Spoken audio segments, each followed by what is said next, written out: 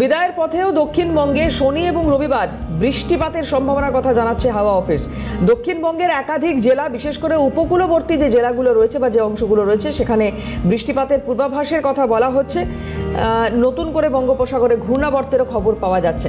বিষয়তে জানবো মফিজুল ইসলাম, আমাদের প্রতিনিধি রয়েছেন, সরাসরি কথা বলবো মফিজুলের সঙ্গে। মফিজুল,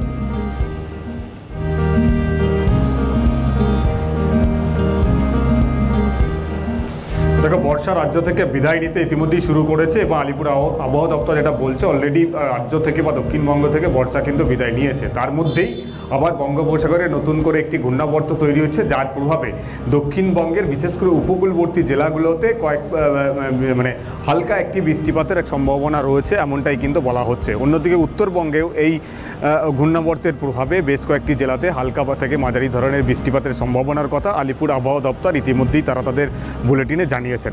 অন্যদিকে বর্ষা বিদায় নেওয়ার সঙ্গে সঙ্গে আমরা দেখতে পাচ্ছি তাপমাত্রা, বিশেষ করে রাতের যে সর্বনিম্ন তাপমাত্রা, সেটা ব্যাপকভাবে নিম্নমুখী তাপমাত্রার পারদ, যার ফলে সকালের দিকে যথেষ্টই ঠান্ডা একটা আমেজ অনুভূত হচ্ছে। যদিও এখনই কিন্তু বঙ্গে শীত প্রবেশ করছে না। শীত প্রবেশ করতে হলে নভেম্বরের প্রথম সপ্তাহ পর্যন্ত অপেক্ষা করতে হবে। তার কারণ উত্তরে হাওয়া প্রবেশ করার ক্ষেত্রে এখনও পর্যন্ত অনুকূল পরিস্থিতি তৈরি হয়নি, যে কারণে এখনও পুরোপুরি শীত আসতে আর নভেম্বরের প্রথম সপ্তাহ পর্যন্ত অপেক্ষা করতে হবে বলে আলিপুর আবহাওয়া দপ্তর এমনটাই জানাচ্ছেন।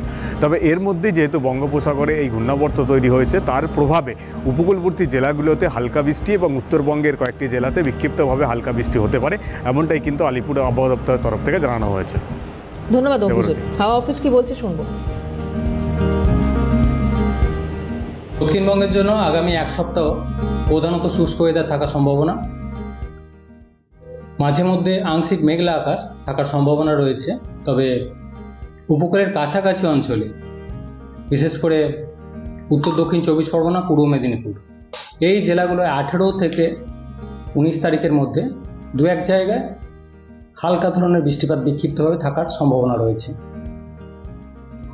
অন্যান্য জেলায় প্রধানত শুষ্ক ওয়েদারই থাকবে। শুধু 18 থেকে 19 তারিখের মধ্যে মেনলি উপকূলের কাছাকাছি জেলাগুলো, যেটা বলা হলো উত্তর দক্ষিণ 24 পরগনা, পূর্ব মেদিনীপুর, অন্যান্য জেলাগুলো প্রধানত শুষ্ক ওয়েদারই থাকবে এইগুলো। কলকাতা পার্শ্ববর্তী অঞ্চলের জন্য আগামী এক সপ্তাহ প্রধানত শুষ্ক ওয়েদারই থাকার সম্ভাবনা। 18 থেকে 19 তারিখের মধ্যে কিছুটা মেঘলা থাকার সম্ভাবনা রয়েছে। উত্তরবঙ্গের জন্য আগামী এক সপ্তাহ প্রধানত শুষ্ক ওয়েদার থাকার সম্ভাবনা। 18 থেকে 19-এর মাঝে মেনলি দার্জিলিং, কালিম্পং, জলপাইগুড়ির একদম পাহাড়ি এলাকায় দু এক জায়গায় হালকা ধরনের বৃষ্টিপাতের সম্ভাবনা থাকবে। এছাড়া উত্তরবঙ্গ প্রধানত শুষ্ক ওয়েদারই থাকার সম্ভাবনা।